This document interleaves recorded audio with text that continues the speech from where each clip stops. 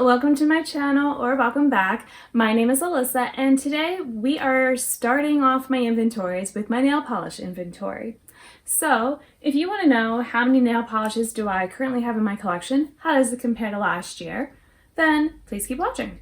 Now, luckily for me, maybe you don't care, I actually know how many nail polishes I have because I've done a couple random nail polish things lately where I needed to know the number. So I can tell you that I have 41, and last year when I filmed this I had 32, but I will say I had filmed it before getting my Christmas presents, and I got 4 at Christmas. So you could kind of compare 36 with the 41.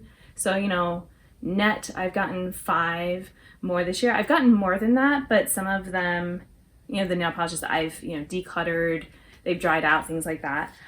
So I can go ahead and show you a little recap of my notes here so you can see.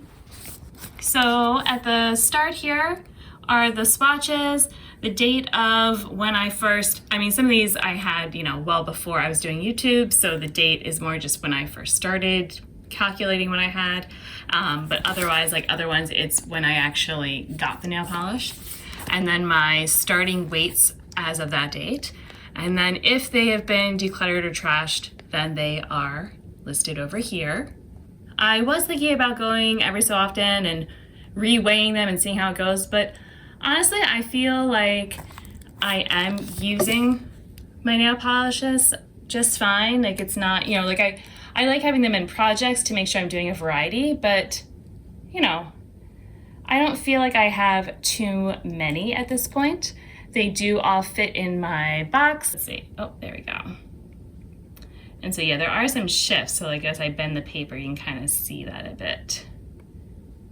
And there we are. So my most recent one came in on November 5th. Now, what was interesting to me was last year's video, it feels so long ago after seeing some of the products I had and my thoughts on them. So I was using an Essie top coat, and I was like, oh, I have a hollow taco top coat that I'm gonna try, in backup.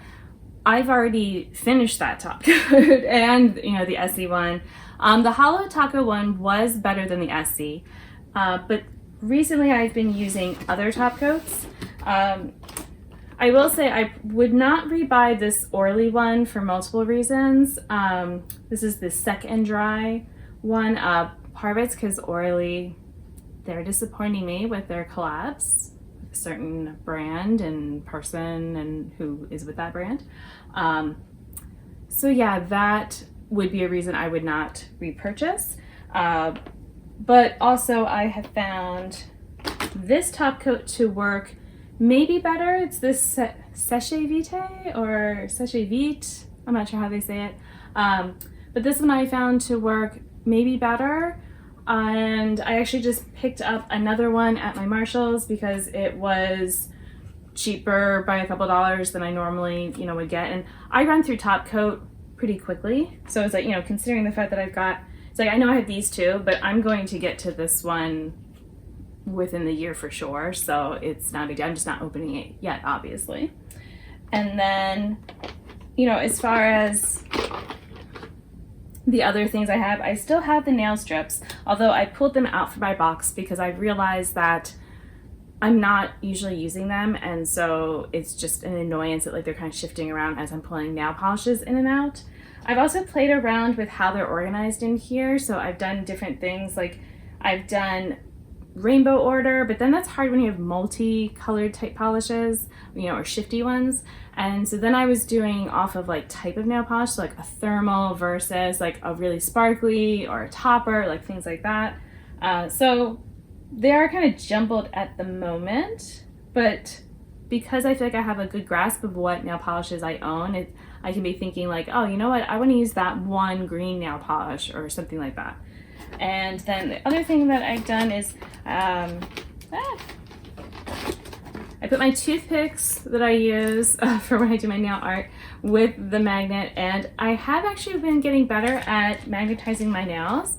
Part of it's holding it for longer, holding the magnet a little differently, because honestly there's a bunch of ways you can hold the magnet, like the different sides of like, because you know it's a three-dimensional thing, and so figuring out which way is best.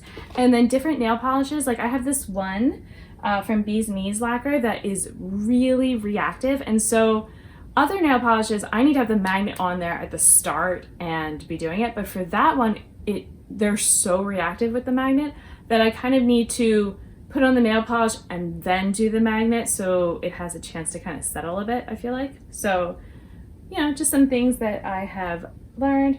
I definitely feel like I have a good idea of what nail polish colors I like to wear on my nails. That was a funny way to say. Sorry. I mean, like, I have certain colors I like to wear on my nails that I don't necessarily like to wear on my eyes as much, and I've had to kind of learn, you know, what my preferences are for my nails, and I feel like, you know, really happy with my collection that I like all of these colors and polishes, which is a good feeling to have.